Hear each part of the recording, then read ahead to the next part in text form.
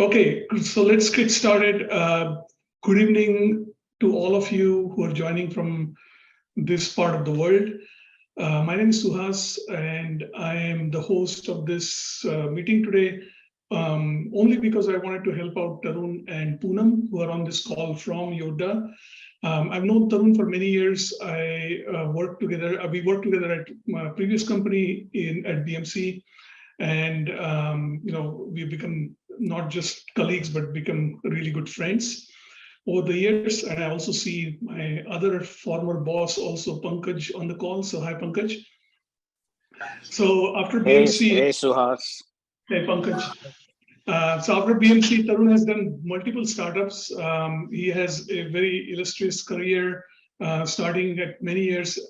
So one of the co-founder of a very early startup called EC Cubed, taking it all the way through the dot com time. Then he was at Virtusa as the senior vice president for many years. Then he took control of PMC India from Pankaj, and ran that for almost 9 years.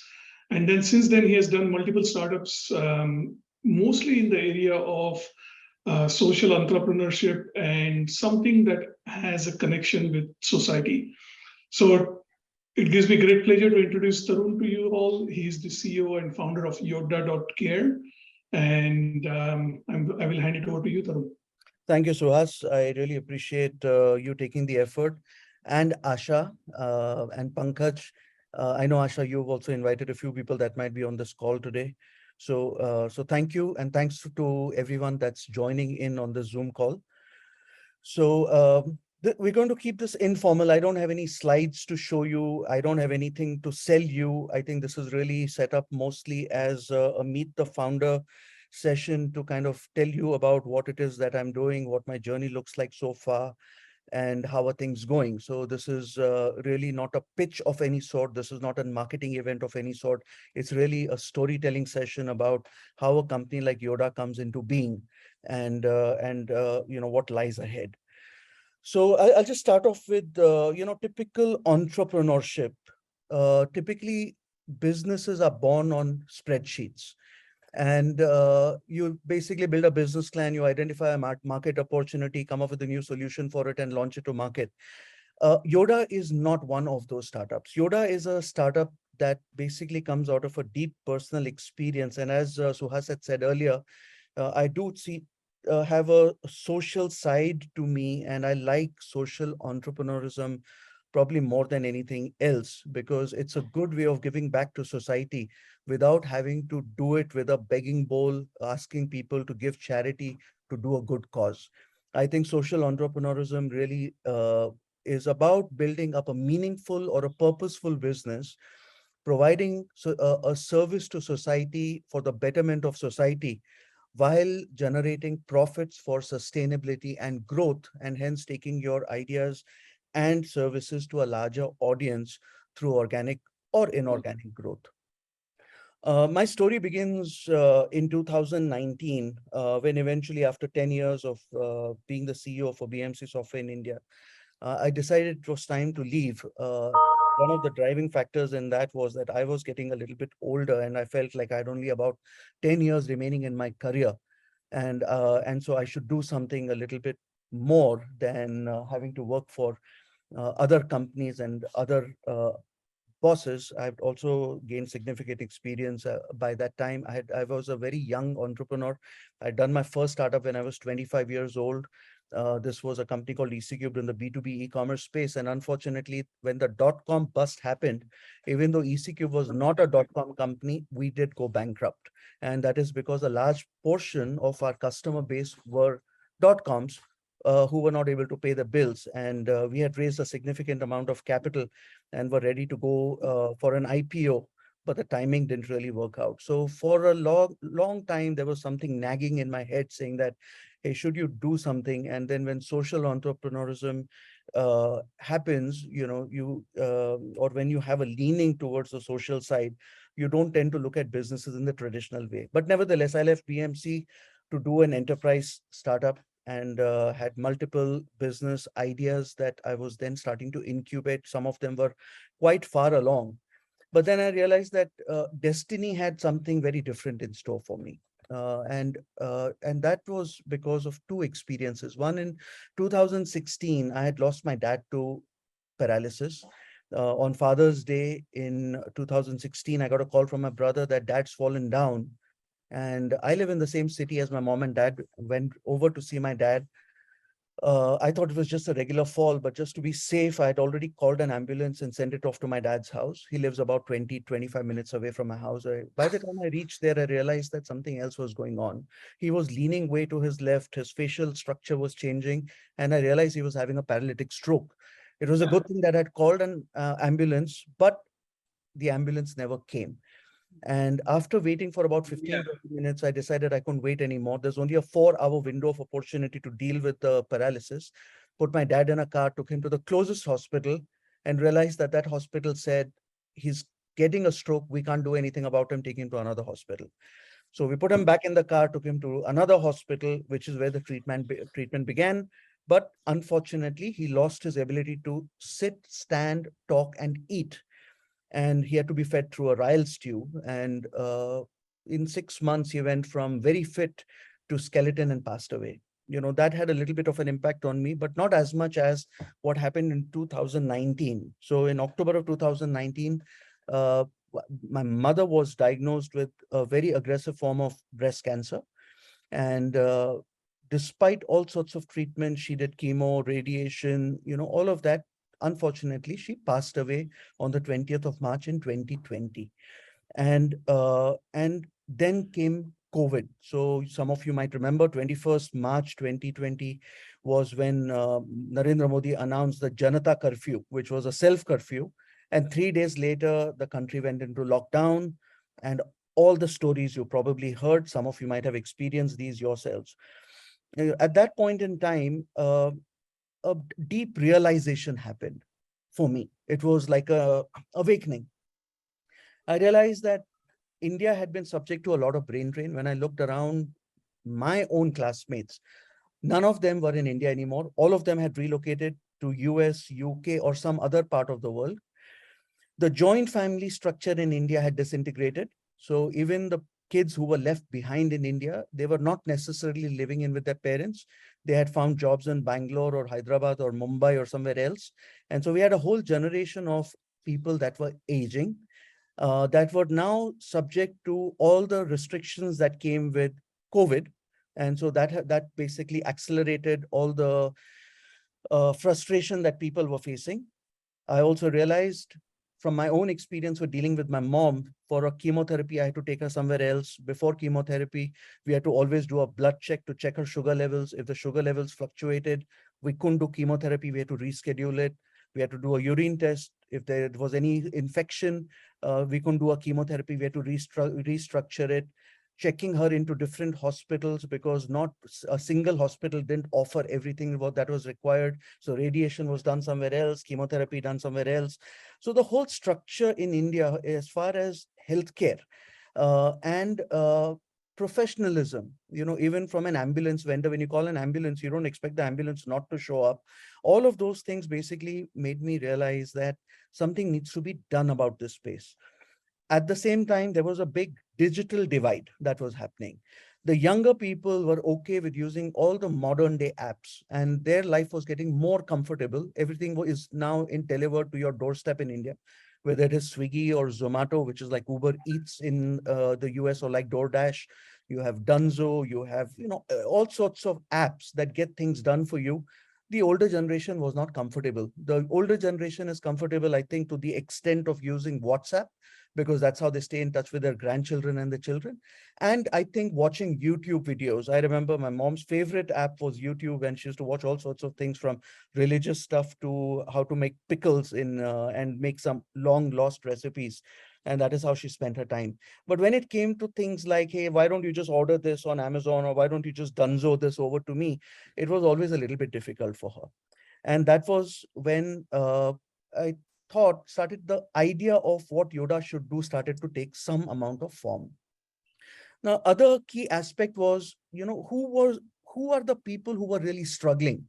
And it was interesting to note that I think a lot of the people that were struggling were what I would put in the middle class slash upper middle class category. And that is because these were the parents that invested a lot of their money into their children's education. And they were the ones who wanted the children to be doctors, lawyers, engineers, and so on and so forth. And the brain drain is what affected that particular segment itself. When IT boomed in India, a lot of the people that left India were the young, young engineers.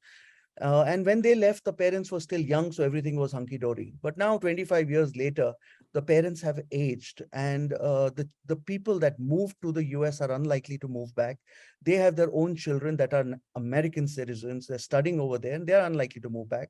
If you start to look at the parents, they don't also want to move to the US. They are okay to spend maybe a summer in the US, but the loneliness there sometimes get to them, and especially if you live in cold parts of America or Canada or other places, it becomes even a little bit more difficult for them. And if the parents don't speak English, then that makes it even harder. So all in all, I think a lot of the parents like to live where they are, and they have a very familiar structure. At least the neighbors are their friends. They know the house. Even if their eyesight is weak, they know where the bathroom is. They know where the refrigerator is. It's the comfort of their home. So one key element of this whole proposition became, how about providing home care in the house and not have the parents move out? So those were how my thoughts started to shape. Then there is the parent psychology in India. They want to believe they are self-reliant and don't like stressing out their children. They don't like talking to their children about problems that they face, whether the problem is a financial problem or a logistical problem or an emotional problem. They typically don't like talking to the parents about it, up to the children about it. They believe it causes stress. And it is one of those things that I have to say, uh, when my mom's cancer was detected, she had detected that cancer 3 years before I found out about it. And had she told me 3 years back, we could have treated it. But she didn't want to say that to me because she thought it would stress me out. And I find that as a very common theme between Indian parents. So we had to deal with that stuff too, that maybe they might be open talking to a stranger about their problem or a professional about their problem, but they may not want to talk to their children. So the concept of Yodda started shaping up as, could a company be formed that is a proxy child to the seniors that live in India? And can we be the child, the dutiful child that does everything that a parent would expect out of a child? And since it would not be an NGO, but a professional services company, it entitles them to a good quality of service.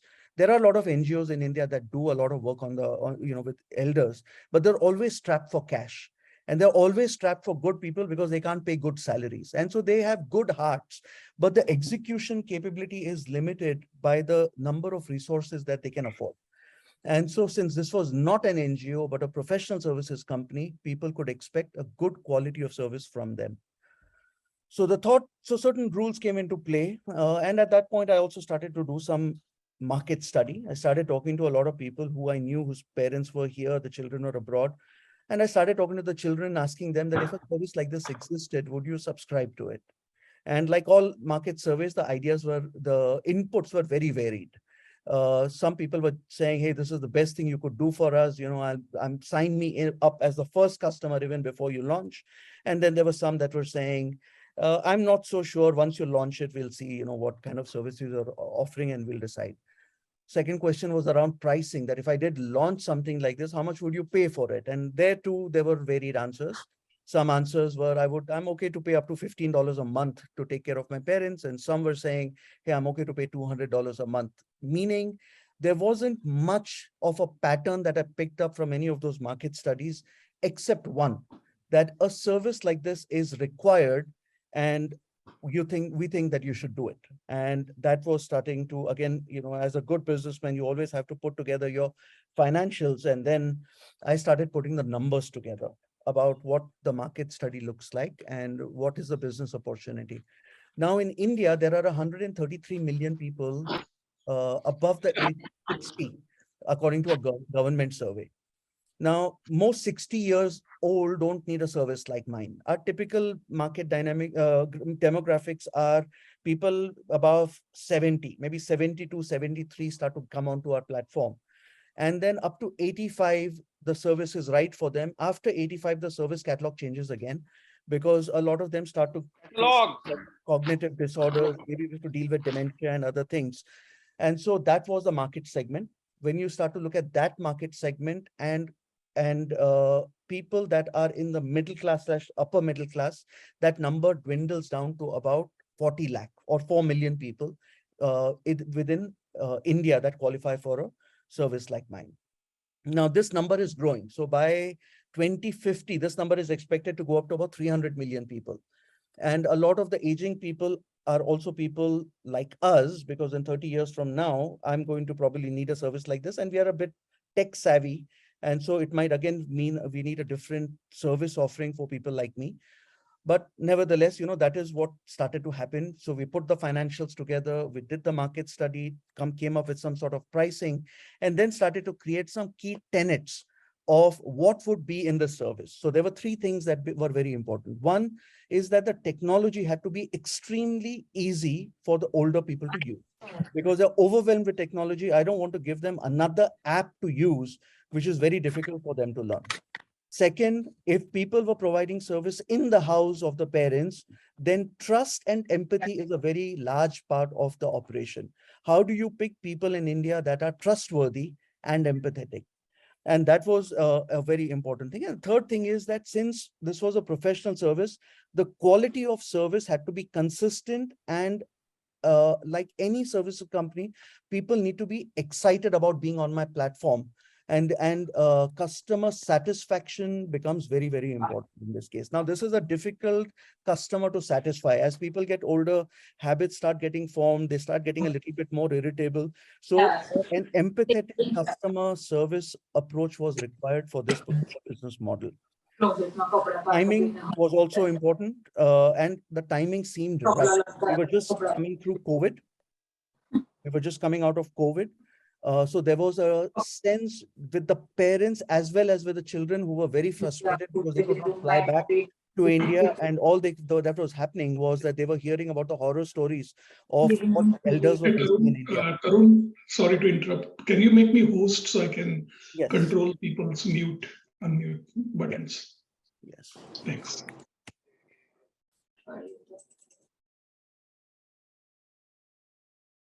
Okay, thanks. So from a business, did it make sense? So one was the financials. What did the customer segment look like? How many of them were there? What were they willing to pay? All of those were the typical questions that we had to look at. But what was also happening in the industry? And even though I thought that this idea was very novel, it was actually a relief for me to realize that I was not the first one in. I was the fourth one in. There were three other companies that existed within India that were spreading their wings in different cities. A company by the name of Samarth was the oldest. They started in 2016, and they had a very non-tech approach to it. So they were still very successful bringing on parents onto the platform. And the way they run their operation is through a combination of volunteers that deliver the service and WhatsApp for all the service requests. So basically they create a WhatsApp group, and on the WhatsApp group, you specify what is it that you want, and the volunteer does it for you. There was a company called Anvaya, which had a tech backbone, but I think their tech approach was a little bit incorrect because they built a self-service catalog app where the parent had to go into the app and pick the service they wanted, and then they would deliver that service.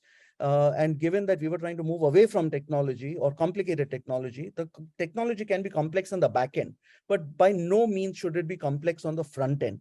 And I felt that they got that wrong, but they were doing extremely well too. And there was a third company called Imoha, and Imoha is Gurgaon based, and they were the ones that were institutionally funded. So Loomis Partner had put in some serious money into the company, and they were basically growing at a very rapid pace as well.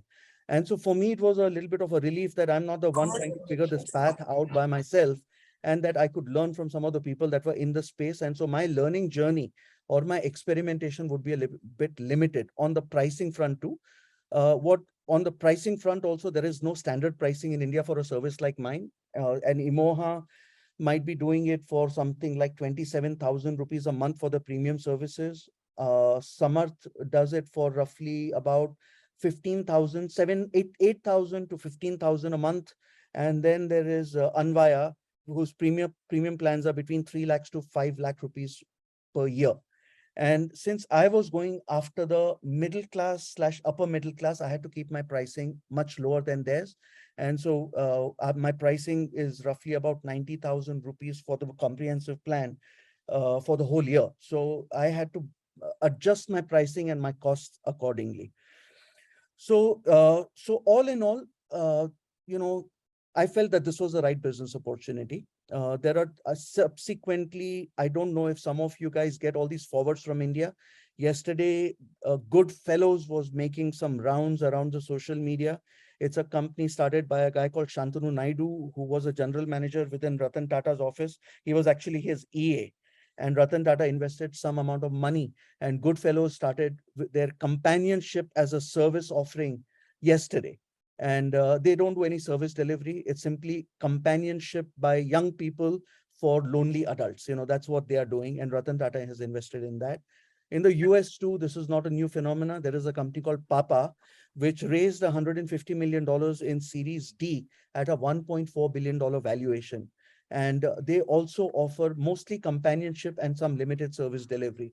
So again, all the signs started to point to the fact that I should go and do it. And that is when I launched the company unofficially in October of 2020. I started building out the tech platform, putting the requirements together, requirements from a tech perspective and operations perspective, starting to lay out all the processes of how this thing would run so that it's seamless both to the operators as well as to the customers. We launched the product to market in October of 2021. So we built out the technology for a whole year. We hired a bunch of people. And the three tenets that I had pointed out earlier, one is building technology that was dependable, reliable, secure, because in many cases we have private information of the parents. We had to make sure that that private information was not available to anybody. And so we had to build a very secure network, and it's cloud native. So it's entirely built on the cloud, hosted on Amazon, and available through multiple front ends that both the parents use and the children use. Second, on the trust element, we decided we were going to only hire ex-army guys. And that is because in India, the army is generally well respected and trustworthy. They're highly disciplined, have high integrity and moral values. And so we decided we were only going to hire army guys for this particular service. And third were an SOP for everything that is then audited and certified. So all the processes that we have are ISO certified. We also learned a few lessons along the way. I think there were a few mindset changes that we had to address as we were growing out the business. One is that I think a lot of the people living abroad tend to think that if my parents are not well, hiring a caretaker solves my problem. I just want to comment on that caretakers are a part of the solution, but they're not the holy grail by themselves. The caretakers in India come from rural villages, are never trained, they lack basic empathy, and they need to be monitored. And when you simply put them in the house of a parent, all sorts of things can go wrong with it. Some things can go right with it, but if they are not monitored, that isn't the answer to a lot of the solution. Indian parents and children also don't have meaningful conversations. I think a lot of the conversations that happen generally happen to be around, how are things going? What did you eat? How are you feeling? But a lot of the conversation where people might be feeling some amount of stress, especially the older ones, they never discuss it. Like, I just talked about my mom who didn't even tell me she had cancer when she knew about it. The same kind of things happen. And so what we realized is that a lot of times people that come onto my platform tend to use us as a conduit. And they'll tell us, do you mind talking to our child about this issue that I'm having? Or they'll tell us, don't tell our child this. And we then tell them your child must know about it. And we do call the child and let them know the issues that their parents are facing. So we do become a conduit for a lot of the relationship between the parents and the child. Hey, Tarun, Yeah. Tarun, sorry to interrupt you. We are almost halfway through the meeting. Many of the people have joined this call without much context of Yodda and what services I'm coming to actually that. you offer. Just coming to And that. so that one, and I think you are also going to show us a A quick demo. demo Yes, Yeah. I'm going to do a demo as well. I have my team here with me. So Okay, we'll, good. so anyway, I was just coming to the point of how Yodda started, and that is where this journey kind of ends, because we launched the whole product to market. Now, what does Yodda do? Yodda basically has three different services that we offer, and these services are offered to the seniors, and to the children, of course. The first one is a peace of mind plan. Unlike in the US, where if you're in trouble, you call 911, India does not have a 911. And so the baseline plan that we have is an emergency plan. Whenever your parents are in trouble, all they have to do is press a button on an app. We'll show you the demo. And I have a 24/7 command center that operates, and they basically jump into action to handle whatever that emergency might be. The emergency can be a criminal emergency, fire emergency, or a medical emergency. And in a medical emergency, it might be an emergency as in a broken bone, which is not life-threatening, or it could be a cardiac arrest, which is life-threatening, and they have very different handling procedures associated with them. But at least that gives people a lot of peace of mind. The second is a healthcare plan. And in the healthcare plan, we offer three different services. All of these are delivered through a large partner network that we have built and curated. One is diagnostic services. The second is routine healthcare. I'm feeling feverish, feeling giddy, looks like my blood sugar level has dropped. I need to see my diabetologist, those kind of things. And then chronic. And in chronic, we handle everything except severe cognitive disorders. So people dealing with severe Alzheimer's, late stage Parkinson's, bipolar disorders, we don't tend to handle those. But early stages of dementia are okay. And if people have cancer, okay. If people need dialysis every week, that's fine. So a lot of those services fall into the chronic category. And then the last is convenience/concierge services, where we would do almost anything a parent wants, right? From home maintenance to appliance repairs to them wanting to go to Shirdi for a puja, and we'll take them to Shirdi if they wanted to do that. So basically anything that a parent would call a child for, when they call us for, we make it happen for them. So these are the three services, and our customers tend to pick any combination of these that they like. So you can pick an emergency and healthcare, or you can pick healthcare and convenience. You can pick only healthcare. So we've given a lot of that freedom back to our customers to determine what plan is right for them. And in some cases, they really want a custom plan. And we are very happy to create a custom plan for them as well. And so that's what the company offers to its customers. And we'll quickly do a demo. So, nothing makes it more real than seeing how the system actually works. So we will do a demo right now. I have my team here, and you'll see a few more Zoom accounts pop in, or they're already probably there. So the system comprises of some key elements. There is an app for the parents, though we realize that not every parent still uses the app. So they have a phone number they can call to, and we have many different front ends. So they can say, hey, Alexa, call Yodda Care, I need help. They can do that. They can say, hey, Siri. We have a pendant which is completely low tech. They just press the button, it connects them to my 24/7 command center, and we can handle an emergency that way. So we've given them multiple interfaces to be able to raise an emergency or ask us for help. So let's go through a quick demo.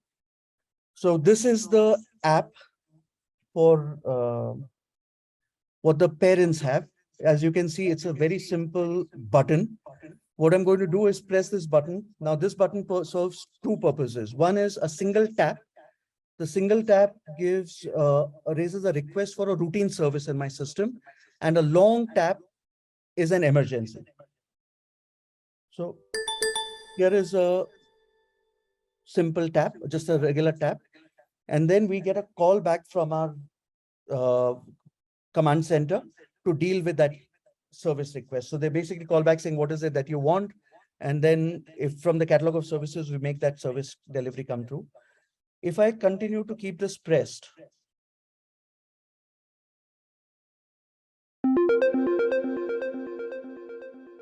then an emergency is triggered. You can, and I get a call back, just like you can see, I'm getting a call back from here. Yeah, hi, this is a demo. You can cancel. You can resolve this emergency. Thank you.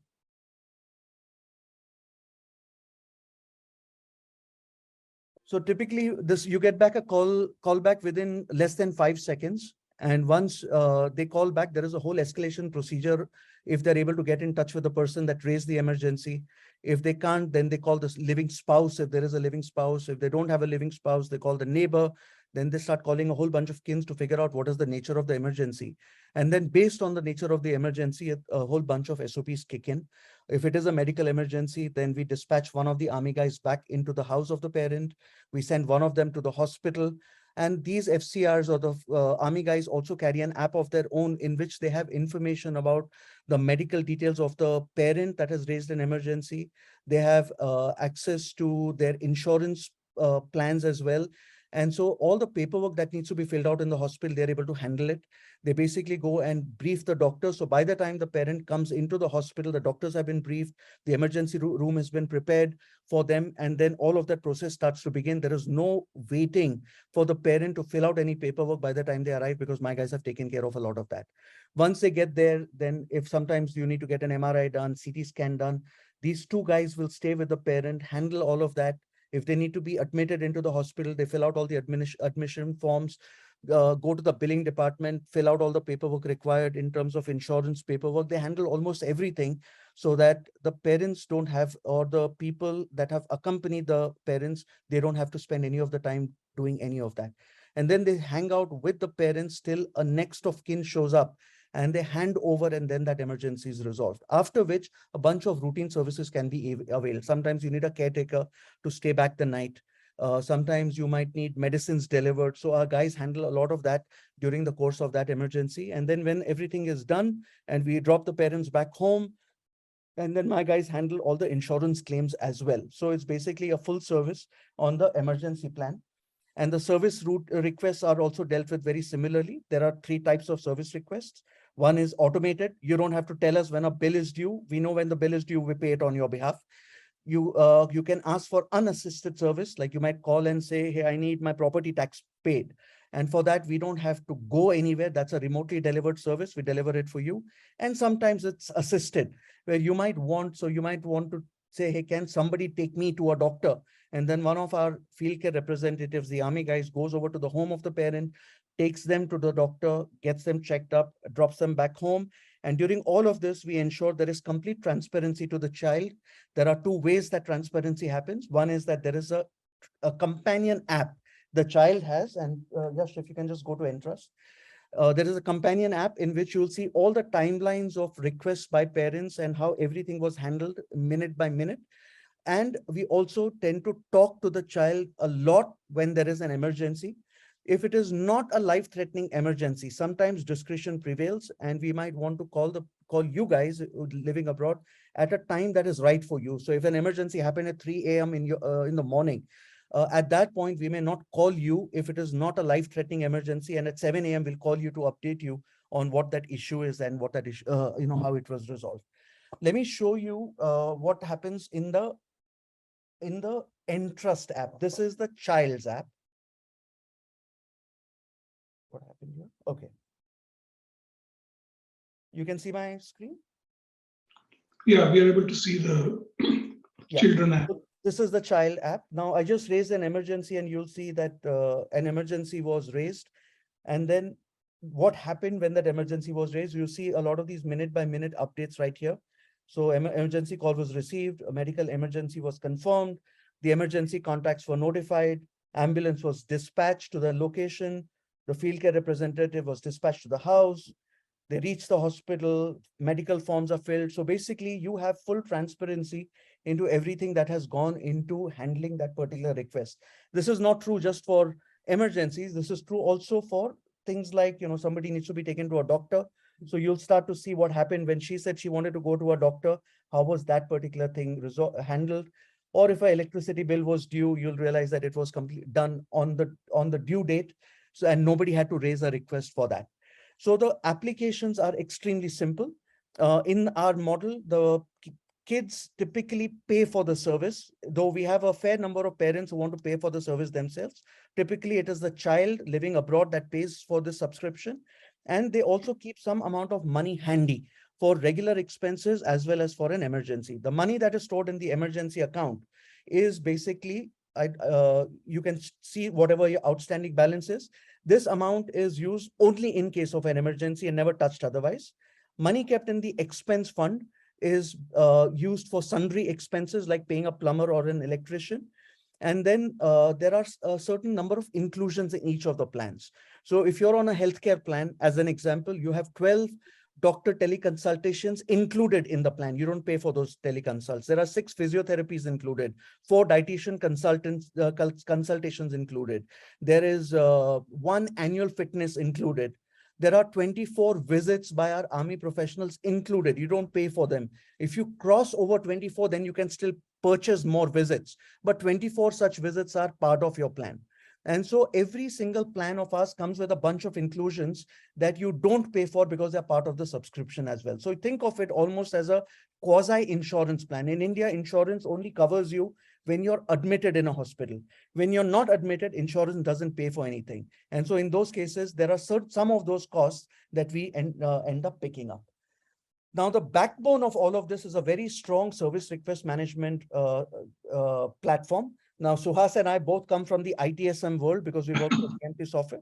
So we ended up building a very strong service request management system in the backend that integrates both with our front ends for both the applications. So any request that you're raising is logged as a service request. And then there are predefined workflows that people go through with SOPs so that there is consistency in the service that is being delivered. I don't think we'll show you how the SRM works. Because no, I think this is good, Tarun. This is really fantastic. This is the first time I'm seeing the app from both sides, and it's really interesting to see the views that you get. I think we are almost 3/4 of the way, so I would say that let's open this up for dialogue and question and answers. You covered a lot of ground in terms of how you got started, what drove you to start this startup, and then how and what you guys do. So I would say that let's open it up for questions and take it from there. Sure. So yeah, if the audience has any questions, feel free to unmute yourself and ask Tarun directly. And I would also say that, I see about 25 people on the call. It's always difficult to get people to join these meetings. Please spread the word about this and to your friends and family and take it forward. Yodda.cares. This is Sadhu Bajekal. How can I get hold of the recording? Because I would like my brother to look at this. He was not able to join, so. Maybe I will get the recording, and I don't know which channel you got the original invitation from because I sent it on. It was forwarded by somebody I know in Houston. I'm in Austin, Texas. Okay, so where are you? Where are you? I'm in Austin. So you can always reach out to me, or I will actually send it to you directly. Or there's an Indians in Austin Facebook group. I will post it there also. Okay. Well, Suhas, I'll send you my email. That would be great. Yeah, if you send me your email, I will send it directly to you. Thank you. And I had another question which I posted in the chat. Are these services operational, Tarun? Yes, they are operational in Pune, Hyderabad, and Mumbai. And by Mumbai, I mean Navi Mumbai, Thane, and a few zones in Mumbai. And in Hyderabad, they're really Hyderabad, Secunderabad, and all of Pune. How do you define a zone in Mumbai? Like, is this? Mumbai is really 25 zones in all. So we are right now operational in Andheri, Dadar, Malad, Navi Mumbai, Thane. And as customers come up and we start to look at some critical mass, we operationalize that particular zone. Thank you. Yeah. And could you also repeat, Tarun, your pricing model, because I think it got lost in the earlier part? The pricing model is simply a subscription fee that you pay either monthly, quarterly, or annually. And then when you combine some of these plans, the net sum is actually lesser than buying each of these plans individually. The plan pricing is for the emergency service, it is only 1499 rupees a month for a single parent, and 1999, less than 2,000 rupees for two parents per month. Okay. For the healthcare plan, it is for a single parent, 4,499 or 4,500 rupees per month. For two parents, it's 7,000 rupees per month, 6,999. But as you buy quarterly and annual plans, they become cheaper. The annual plan for a single parent is 40,000 rupees per year. And for two parents, it's 63,000 rupees. You can buy a quarterly plan as well for 12,000 rupees for a single parent and 19,000 for two parents. And then the convenience plan, which is all the concierge stuff, is the cheapest of them all. And that is at 1,000 rupees a month and 3,000 for a quarter and 12,000 annually. So you can bolt these on. Typically, we don't tend to do convenience or concierge plans only. The emergency plan is the base level plan, and then you can add on the convenience plan to any of the other two plans that you want.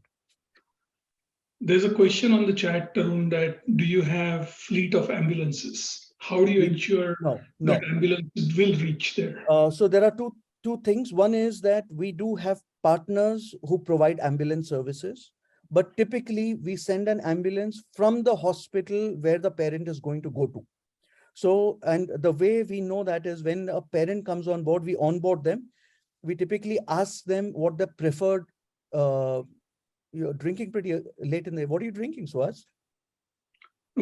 I'm drinking Diet Coke. All right. Just making sure. So what happens is that we ask them for the preferred hospital. Every parent has a preferred hospital. And then there is a closest hospital. The closest hospital we only keep on our record is when there is a life-threatening emergency, we take them to the closest hospital. Otherwise, we always take them to the preferred hospital. The ambulance is always dispatched from that hospital. And then as I was explaining, one of my field care representatives goes to the house of the parent. The ambulance is dispatched from the hospital to the house. Actually, not always the house. We have a location-based service. So wherever that emergency has occurred, the ambulance goes there. And one of my guys goes to that particular hospital to get all the paperwork done and brief the doctors before the parent arrives. So, and then when an ambulance is dispatched, we typically tend to use only cardiac ambulances that are GPS enabled so that we can track the ambulance. Not every hospital has it, and not every time can we secure one, but that is always our preferred ambulance, so we can track it. If we don't have a GPS enabled ambulance that has been dispatched, then from the back office, my team members stay in touch with the ambulance driver to make sure that they are reaching. In all the emergencies that we have handled so far, typically the ambulance has arrived between 12 to 14 minutes. I can't guarantee it because a lot of that is always based on the traffic conditions and time of the day. But so far, all the emergencies that we've handled have been in the day and peak traffic hours, and our ambulances have reached between 12 to 14 minutes from that incident. So we know, I hope that answered your question. Otherwise, feel free to reiterate your question.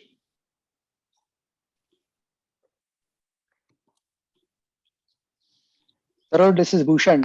Hi, Bhushan. Where were you in 2012 when I needed this service? Oh, I'm sorry. I know, I'm joking, but I think what you've done here, it should spur a lot of other people to do the same thing. I hope you're not the only one doing this, because we need this for those millions of people that you're talking about. Yep. I'm 50, my parents have passed, but a lot of people I know are going through that sandwich generation situation where they have kids here, they have parents there, they can't take care of everything. No. And they just need, and they have money to pay, but they don't have time. They don't have the ability to do everything that they would like to do.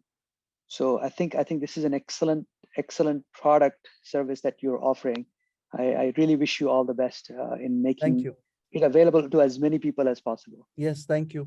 We have our own plans of expanding within different cities, but we're going to take our own time because each city takes time to set up. Incubating each city, and India is complicated, right?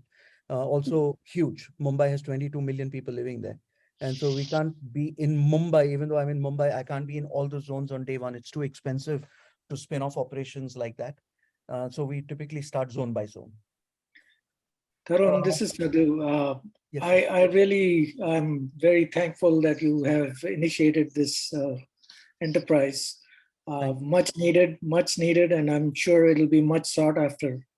I have just a question. yes. This is a very challenging space to get into. Services of where the product is your service itself, no product as such. What are the biggest challenges that you have faced so far since you're already operational? Well, can you share with us anything that you encountered? And I'm just curious. I think you mean operationally or you mean as a business? Operationally. I mean, from a customer interfacing perspective, or from a service providing, providing the service perspective or something. Thankfully, on the service delivery issue, we've not had too many issues. So the service delivery has been good. All the emergencies that we've handled, and we have handled a fair number of emergencies so far, we've not had any issues on those fronts. And that is because the team is highly proactive, and we only work with, there is another question there which might be associated with this. So I think Vinod asked that, how do I pick my partner network? We only pick reputable companies with pan-India presence. And so we don't tend to do a lot of business with local small businesses, because that's where the service delivery issue is. So as an example, we don't go and sign up local electricians and plumbers. We work with urban company which has a pan-India presence. So at least there is a company to fall back on. If you're dealing with individuals, it's very difficult to track them down and hold them accountable. But when you deal with large reputed companies, you can. So on the caretaker front, we work with companies like Porsche, or a company like Helios, or a company like Nightingale, or a company like Sparrow. These are large organizations backed by big brands. If you are from Pune, you'll recognize Helios as a Sancheti brand. You know, Sancheti Hospital has been around forever. And so we only tend to work with those reputed companies. So as a result of that, we don't have too many service delivery issues. Where we have had, sorry, you were going to say something, sir. Oh, just curious. I mean, you mentioned urban company. One of the things I've found, I've used urban company. They're good, but they in turn use local services for different parts of Mumbai. No, they used to, but now they have changed the plan. They've actually hired all of them, because they had a lot of issues where, they would send an electrician and the person would say, why go through urban company? Just call me directly. So they were also losing a lot of business. So they now changed their model completely. All of the people that you see from urban company are hired by urban company. So they've changed the model. So on the service delivery front, on the emergency management front, we have thankfully, touch wood, not faced any issues. Where we have faced an issue is that the business plan that I had built, assuming that a lot of people would buy this plan because it sounds like a no-brainer plan, right? Everybody worries about the parents and they're going to come on. I realized that selling into this was a little bit harder than expected. And that is primarily because of two reasons. One reason is that a lot of the parents say, I'm okay. I don't need a service like this. I'm fully self-reliant. And by the time they realize that they're not self-reliant, it's too late, because one of the parents has had a stroke, they've fallen down. It's too late by then to do anything about it. So a mindset issue, I think, is definitely one of the challenges that we face. And second is that it is a democratic decision, meaning if we talk to the parents, they have to talk to the child. If I talk to the child, they have to talk to the parent. Many times they have to talk to all their children. If I talk to a child, he has to talk to his siblings. So the sales process becomes a little bit longer. And that is one of the things that I have faced as an issue in this. But on the service delivery side, none. On the operational side, none. On signing up partners, no issues, so thankfully God has been kind to us. But even as we speak, we've realized that the pattern is that every month we acquire more customers than in the previous month. So what is happening now is that the word of mouth is starting to come into play. So in this business, a key realization was that it takes a lot of money and effort and marketing, digital and traditional marketing and field marketing, to get the first set of customers, maybe about 50. And once you get to 50 customers, the word of mouth starts to set in, and the acquisition of newer customers is primarily word of mouth and lesser by digital marketing and other means. How many customers do you have so far? We have roughly about 100 parents that we are taking care of on our platform right now. But we've And not, what is not your been, ratio? What is your ratio of your field personnel to these 100 at so this? 100 families in a zone are taken care of by 5 people. 4 of them are the army guys, and 1 of them is the person sitting in the back handling service requests, routine service requests.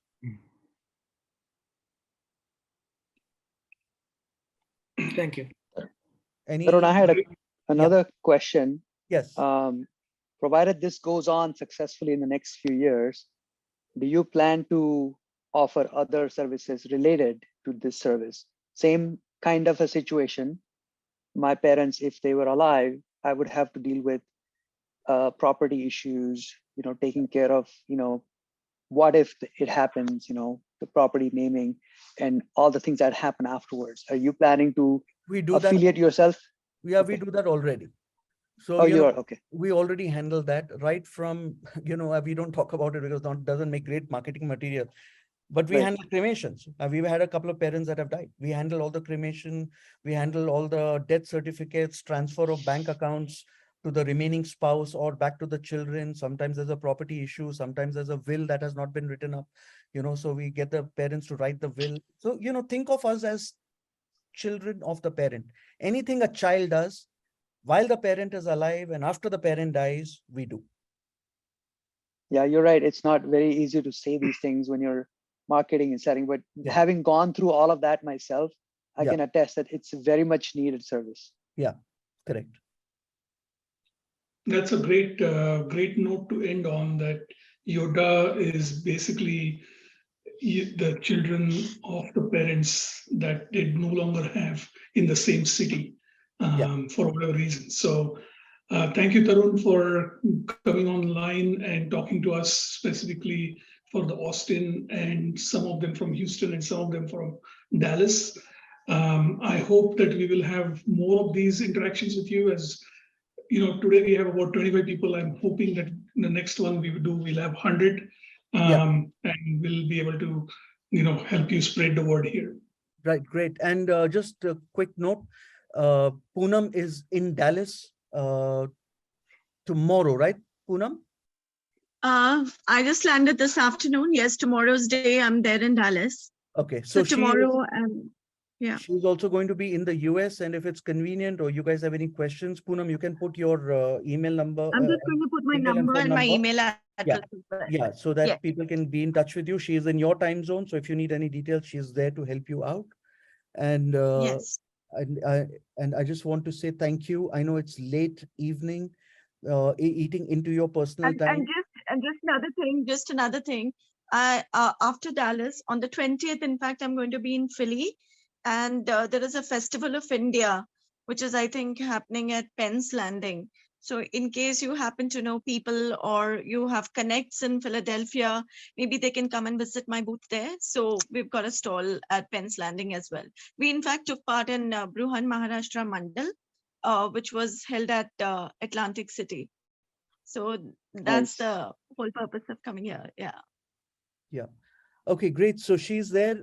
My email, I think Poonam has put, it's just tarun@yodda.net. You can reach out to me directly if there is anything I can do for you, and spread the word. I think, we are really trying to provide a good service here in India, a much needed service. And the biggest thing a company startup faces is awareness. And so, please talk to people that we exist. We are here to take care of their parents, your parents, anybody's parents, and would love to be of service to you guys. Tarun, I didn't get to hear the origin of the name. Oh, yes. Why Yodda? Is it Yodda or Yoda? Yes, yes. Yodda is a derivative of the word Yodda, which means warrior. And a warrior's job is to secure and protect. And so we believe that, we are securing and protecting your parents. But actually, the derivation is from the word karma yodha, more than yodha. And the philosophy is that it is a child's duty to take care of his parent. That is your karma. And sometimes you're not able to fulfill your karma because life makes you make choices you may not have otherwise made. In that case, we are fulfilling your karma. So you should be able to focus on what you need to focus on. And we are here to carry out your duties and protect and serve your parents. So that's the origin of the word Yodda. That is awesome. Thank you, Tarun. Nice. Thank you, Tarun. Thank you, Puram. And thank you all for joining today. Wish you all good night and talk to you guys later. Thank All you. right. Thank you. Thanks, Suhas. Thanks, Asha, Pankaj. Thank you, Suhas, for organizing you. this. Absolutely. Thank you pleasure. very much. Great job, Tarun. Thank you. Thanks, Pankaj. Bye. Bye. Bye-bye. Thank you, everyone, for joining us.